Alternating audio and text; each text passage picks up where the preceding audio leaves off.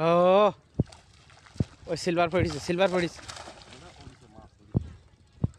বোঝা যাবে না কি লাইন কি আছে দেখছেন আপনি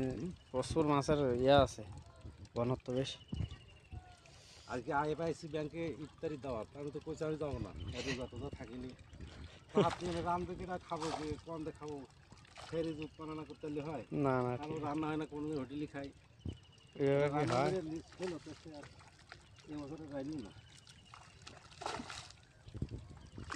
এটা মাছ বেরিয়ে যাচ্ছে ভালো সব বেড়ে যাচ্ছে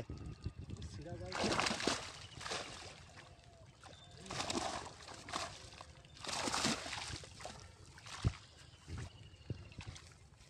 কটা পুরি মাছ মরি আবার